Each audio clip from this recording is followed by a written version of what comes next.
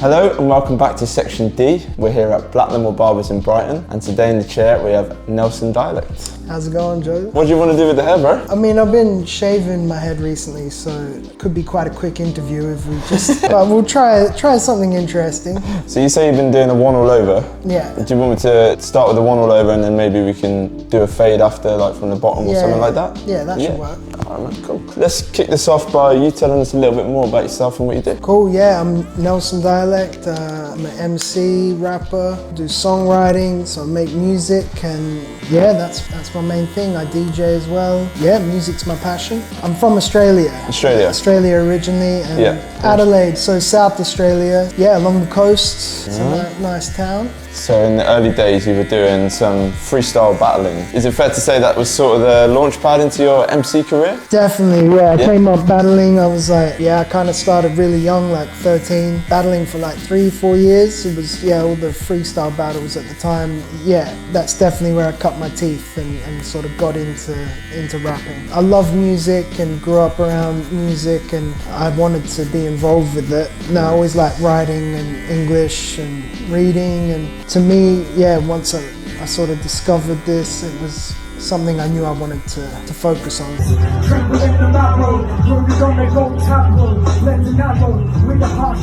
So 13, you were 13 when you started doing that? That's young, man. Yeah, I was quite young, It was, I remember getting into some events that were over 18, and they would sneak me in and I'd do the battles, and I have an older brother who's into hip hop, and I was like exposed to it really early, and maybe that sort of youthful naivety as well. You go in that field and you're just like passionate about something, and I wasn't really thinking about my age at the time, Sure. It's not till you're a bit older you look back and it's like, wow, I was really like a kid, I think, when you're that young, your head's like your brain's like a sponge, right? So you're learning, and exactly. It's a lot easier to sort of hone your craft from a younger age, I think, You're not overthinking anything, you're doing it because you love it, and you've got to try and keep remembering that as you get older,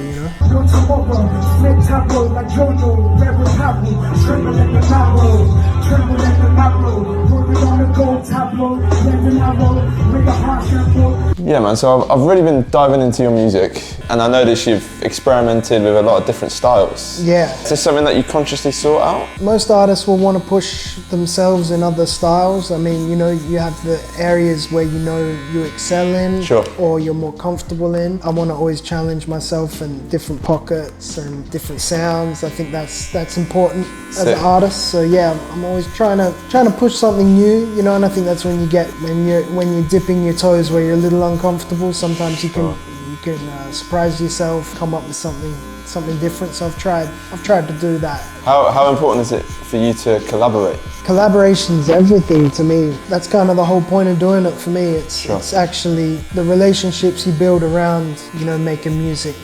That's most important. And I think collaboration, when you're connected with someone creatively and musically, you both bring the best out of each other, or in group settings you can all push one another. And that's where I feel anyone, or at least myself, I'm at my best when I'm being sort of challenged by someone, or they can hear something, a potential in me that I might not realise, and vice versa, It's the exciting part about making stuff is the potential of it, where it can go, and not being stuck to a certain style or a sound. Especially something like hip hop, and if you're an MC and you don't really do much of the beats, you need like somebody who's going to do the beats for you, right?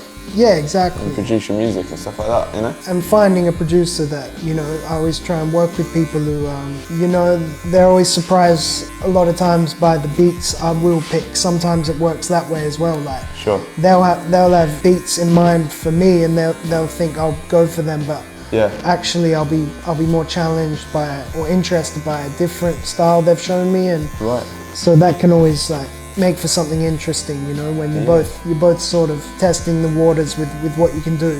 Yeah, man. So I noticed you've moved around a lot as well. Yeah. From place to place. Was it the hip hop scene that influenced your decision to relocate there? The hip hop scene where? In each place that you've lived in and moved to. Yeah. Definitely. I mean, I'm from a smaller city or, you know, a country with a smaller population, the kind of hip hop that we're into is very niche, you know, especially when I was growing up. It was not really commonplace on the radio. It started to be a bit more in my teenage years, for sure, but, you know, I always wanted to try and move out of Australia, not out of, like, I mean, the scene is great, but I wanted to, it was nice to go to, like, living in New York, to be where it's very much ingrained in the culture, you know. There's no sort of, there's no sort of subtext, like, oh, you're into that, or I think just the interest of pushing myself in different scenes, and and really as a way of, like, putting the Adelaide scene and those things also on the map, and representing for that.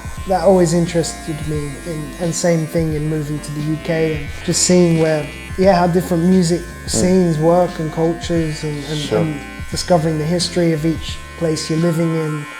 Is fascinating for me. Sure, man. What drew you to the UK hip hop scene? I always loved UK hip hop. I mean, it was quite big in Australia growing up, you know, amongst hip hop heads. It was certainly, like, you know, my older brother had Task Force and For Life Cypher, Kalashnikov, all that stuff I was hearing a lot growing up, Skinny Man, Mark B and Blade, all these things.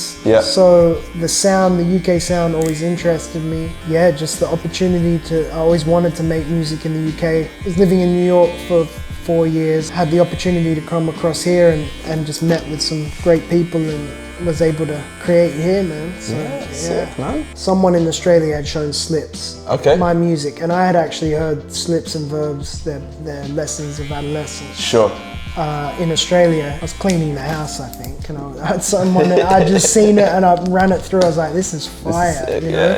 And then he had been shown through my mate Delicacies in Adelaide, who's a great producer, had shown Slips my stuff. They got me to do a song for a verse on their Radio Waves album. So that was truly like the first connection there, and then from there Slips and I just, sick, man. Rest is history. Rest is history.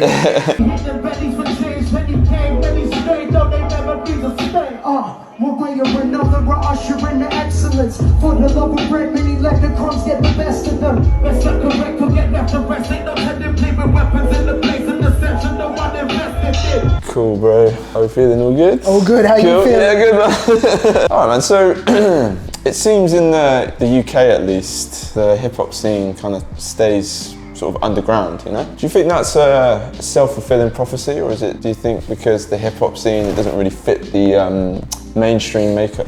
Interesting question. It's a tough one as well. I don't know. I think good songs are always going to reach a home. You know, that's not always.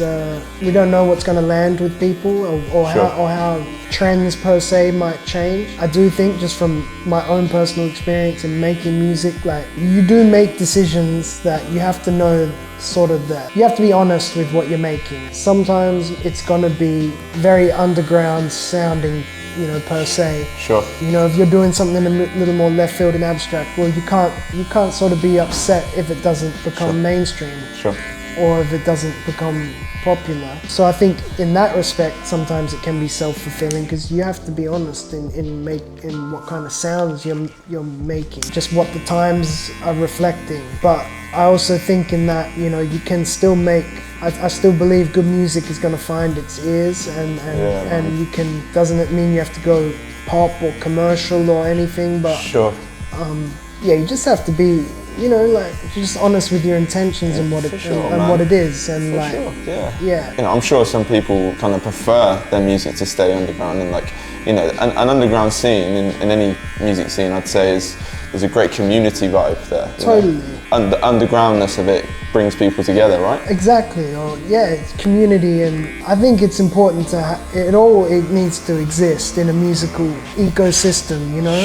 But it's also, you know, I think in writing songs and you know, and I've be honest, I've written songs with choruses and sort of sung hooks, and I want them. I'm not putting limits on it. Like, I think these songs can reach a lot of people, but there's it's not just underground hip hop. It's like any genre of music, in any style. Like, everyone is sort of experiencing this, and there's such a high volume of music being made, underground or not, it's like it's gonna be hard to reach audiences, but you don't know what might take off. So I wouldn't say UK hip hop, it's self-fulfilling, but I think as a scene on mass, but you have to, I think artists individually need to question, are they being self-fulfilling? Right. Because I know I have done it before. And you know, times have changed a lot in the music scene, you know, like a lot of music now, I guess, again, mainstream music is made for TikTok. You know, I think the younger people now discover their music through TikTok. Totally. Just from it being on a video, you know? Yeah, it's kind of good in a lot of ways, because like people on TikTok, or the younger who are just discovering stuff, they don't know the past history about a song. Or I see a lot of younger people, man, they just have like anything on their playlist. They're open to anything. So true. Yeah. You know, a lot of younger people now, they don't really listen to albums, right? It's like they listen to songs of artists, so you can kind of put together a playlist of completely different genres and different artists rather than sticking to one album. Exactly. You know? Exactly. In my view, you know, there's no reason, quote unquote, underground or independent music or hip hop can't also reach these ears and be appreciated, you know, because it's all music at the end of the day. You like what you like, right? Yeah, exactly. Yeah. All right, guys, quick one. So this part is, I need to explain it really, because we didn't manage to get it in the video at the beginning. At the start of the video, basically, Nelson asked me to shave in the back of his head the Riz King, or just Riz King. So there's a little picture of it. There we go. There it is. But yeah, I thought I'd add this little bit in because otherwise you wouldn't know what's going on. But yeah, enjoy the rest of the video. All right, man, I'm going to just do your edges and then we'll do the old Riz King at the back. Yeah, we'll give it a go. Give it a shot. I believe in you, Joe. Thank you, bro. How's it looking? Looking alright, actually. Sick. 2 Zs, yeah? 2 Zs. Yeah. I don't want to get shaded by my nephews, like, your old head don't know how to spell Riz. Riz is your drip, right? Your clothes, right? Oh no, Riz is No, Riz is charisma. Is it? Yeah, man. Okay. Shit, man. Show my age. Yeah, come on. Try and improve our Riz out there in the world. I hope you haven't put, you know, Jizz King or something. All right, dude. I'm gonna let me show you my attempt at the Riz King. How you feel about it? Yeah, it's alright actually. It's better. It came out better than I thought. I love it. Clean, man. All good? Yeah, it looks great. Yeah, perfect. Sick, Thank you, man. bro. No worries, bro. Thank you, man. Thank you for coming on.